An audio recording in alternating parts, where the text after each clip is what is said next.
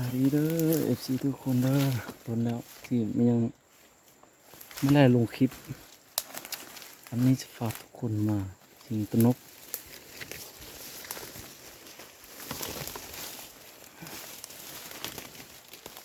เก็บ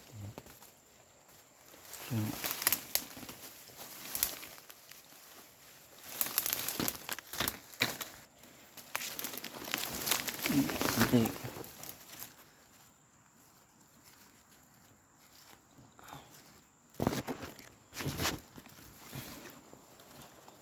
ตัวเล็ก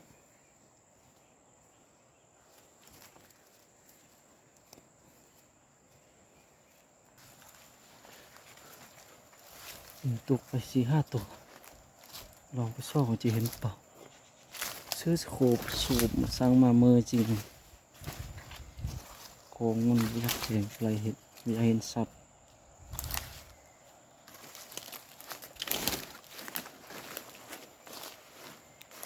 ตกลืมไป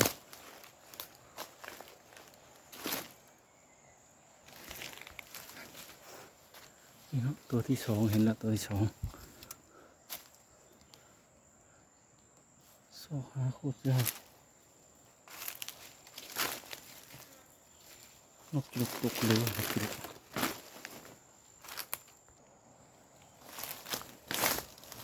นกจุกให้น่าสน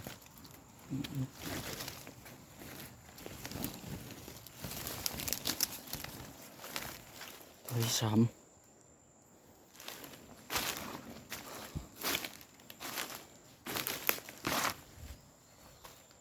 ตัวมาหาตัวตก4-5 ตัว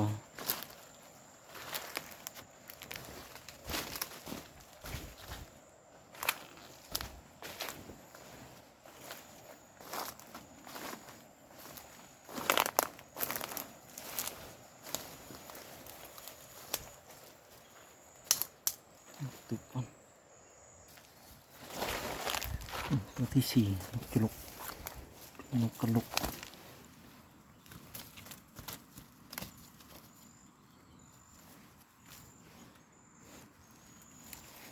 ตกเลยตึกเลยปอดยา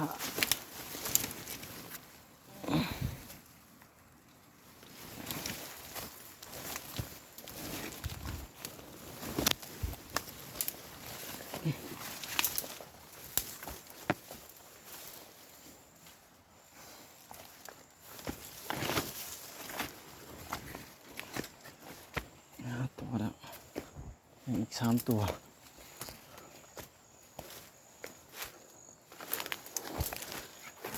ดูเทนปล่อยตึกคดตึกเลย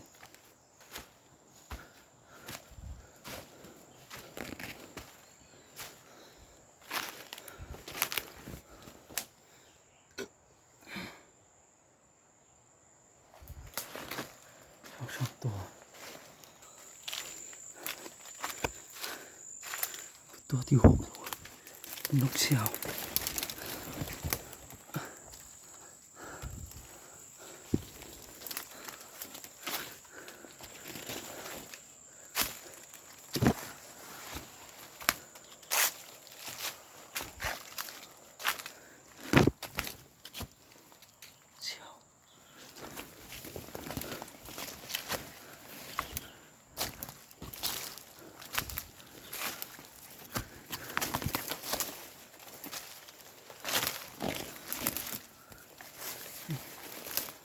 สรุป6 ตัวแล้ว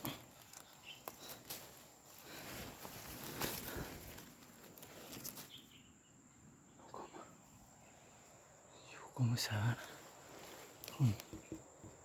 ที่ใส่สโคปให้รู้นะใส่สโคปจริงหรือเปล่าเจ๋ง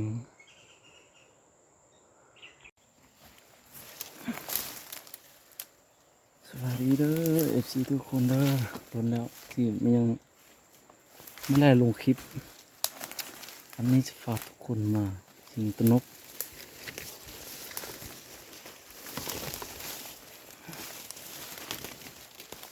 เก็บ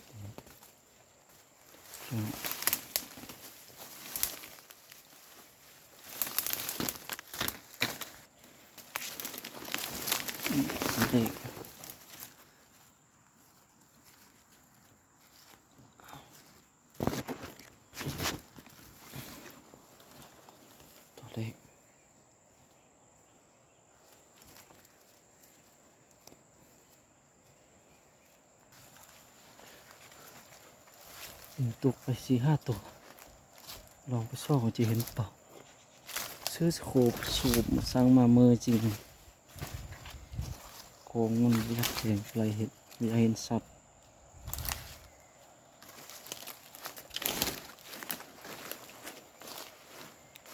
ตกหลุมเลย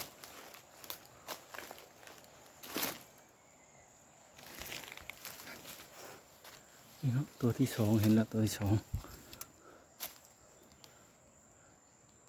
โซ่หาโคตรยาก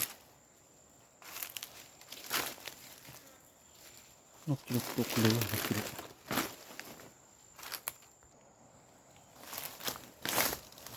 นกจุกให้น่าสน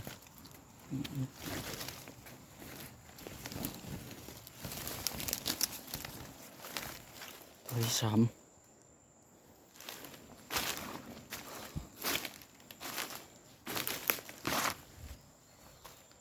ตัวเขาตก4-5 ตัว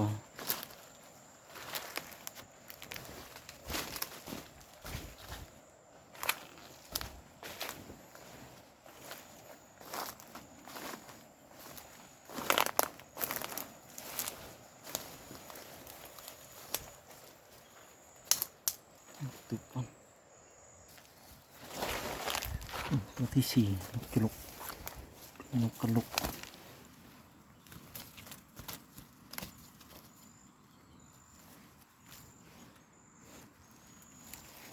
ตกไหน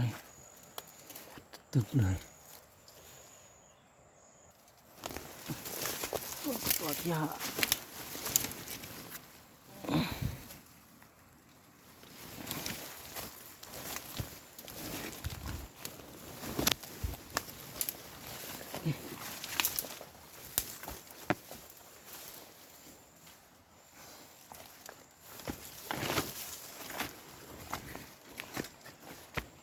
ตัวแล้ว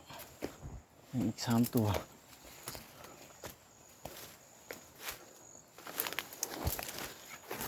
ดูเทนปลอมตึกสุดตึกเลย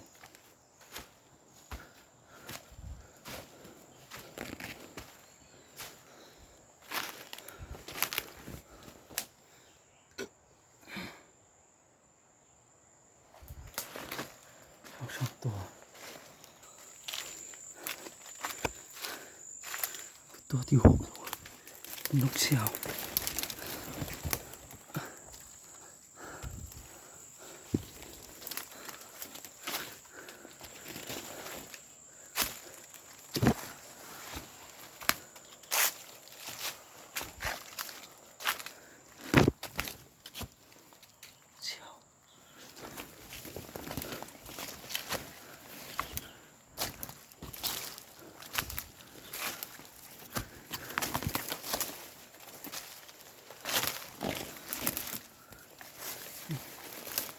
สรุปได้6 ตัวแล้ว